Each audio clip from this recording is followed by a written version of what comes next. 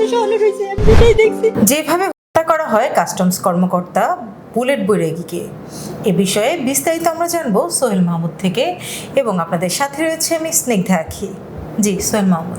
ধন্যবাদ আখি আপনাকে, এবং ধন্যবাদ নতুন সময় সকল দর্শককে যারা এই অনুষ্ঠান দেখছেন। আমরা আজকে আপনাদের যে খবরটির অনুসন্ধান জানাবো সেটি খুবই হৃদয়স্পর্শী একটি ঘটনা, এবং এই ঘটনাটি ঘটেছে কুমিল্লার পাদোয়ার বাজার এলাকায়।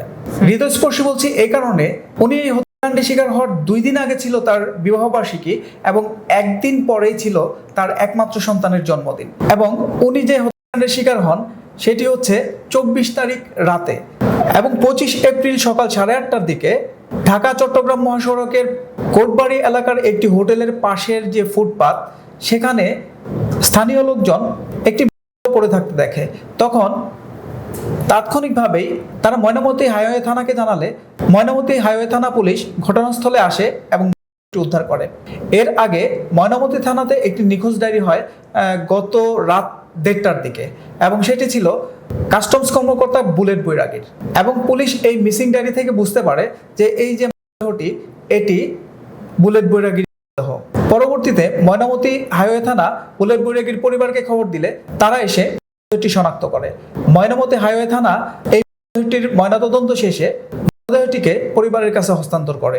এবং এই যে বুলেট বৈরাগীর যে কাণ্ড, এবং পুলিশ যখন এই মরদেহটি উদ্ধার করে তখন কিন্তু যে সুরতহাল সেটা দেখে তারা বুঝেছিল এটি একটি হত্যাকাণ্ড হতে পারে, এবং নিখোঁজ ডায়েরির পরিপ্রেক্ষিতে পরবর্তীতে একটি মামলা দায়ের করা হয়, এবং এই মামলার তদন্তের দায়িত্ব পড়ে র‍্যাব 11-এর উপর।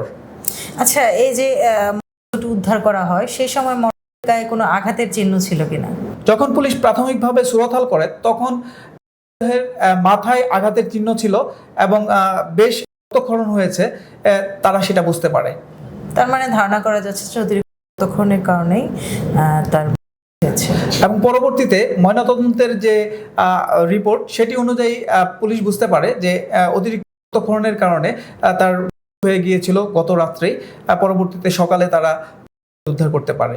এবং যখন এই মামলার তদন্তের ভার পড়ে র‍্যাব 11-এর উপর, তখন র‍্যাব 11 তাদের চৌকসতা এবং তথ্য প্রযুক্তির যে সহায়তা, তার সাহায্যে দ্রুত অপরাধীদের শনাক্ত করতে সক্ষম হয়, এবং এই হত্যাকাণ্ডে জড়িত থাকার অপরাধে 5 জনকে গ্রেপ্তার করে। তারা তথ্য প্রযুক্তির সহায়তায়, আপনি জানেন ঢাকা চট্টগ্রাম হাইওয়েতে কিন্তু সর্বোচ্চ সিসিটিভি ক্যামেরার আওতাভুক্ত এলাকা, এবং র‍্যাব সেখানে সর্বোচ্চ সিসিটিভি ফুটেজ পর্যবেক্ষণ করে, এবং তার যে নিখোঁজ ডায়েরি সেখানের তথ্য মতে তারা বুঝতে পারে রাত 12টা থেকে 1টা-1:30টার মধ্যে তার এই যে ঘটনাটি এটি ঘটতে পারে। সেখানের সিসিটিভি ফুটেজ তারা চেক করে এবং দেখতে পায় যে একটি অটো রিকশায় সে উঠছে, এবং পরবর্তীতে সেখান থেকে তাকে ফেলে দেওয়া হয়েছে। এবং র‍্যাব বুঝতে পারে এই যে ব্যাটারি চালিত অটো রিকশা, এই অটো রিকশার মধ্যেই এমন কিছু হয়েছে যার কারণে তার কাণ্ডটি ঘটে গেছে। পরবর্তীতে র‍্যাব এই অটো রিকশার ক্লু দিয়েই অপরাধীদের গ্রেপ্তার করতে সক্ষম হয়, এবং অপরাধীদেরকে নিবিড় জিজ্ঞাসাবাদে তারা স্বীকারোক্তিমূলক জবানবন্দি দেয়, এবং তারা পুরো ঘটনা খুলে বলে।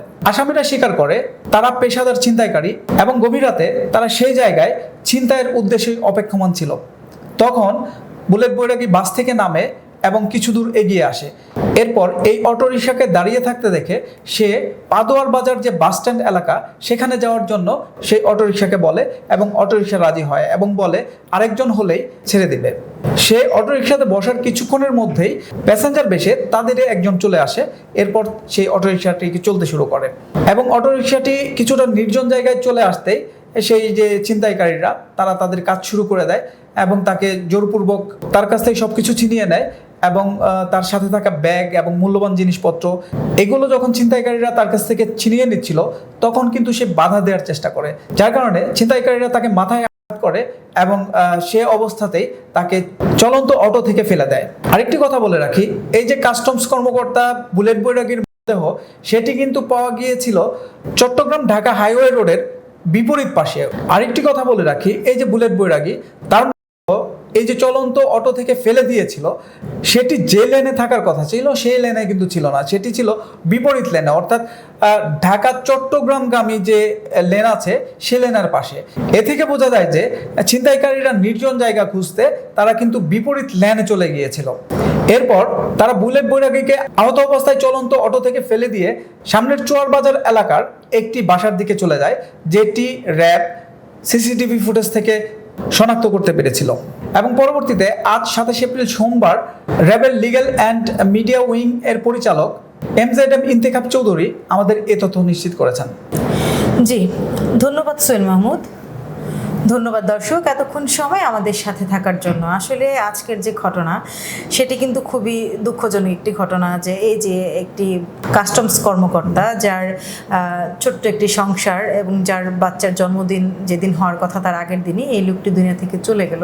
তো সেক্ষেত্রে আমাদের মনে হয় যে এই যে রাস্তাঘাটে চলাচলের ক্ষেত্রে আমাদের আরেকটু সচেতন হওয়া উচিত, যে রাত বিরাত আমরা একা চলাচল না করি এবং চেষ্টা করি গন্তব্যে সঠিক সময়ে পৌঁছানোর জন্য, আর নিরিবিলি নির্জন জায়গা একটু এড়িয়ে চলার চেষ্টা করব। তো আজকের মতো বিদায় নিচ্ছি, পরবর্তীতে আবার হাজির হব অন্য কোনো ঘটনা নিয়ে। ততক্ষণ পর্যন্ত ভালো থাকুন, সুস্থ থাকুন। আল্লাহ হাফেজ। আল্লাহ হাফেজ।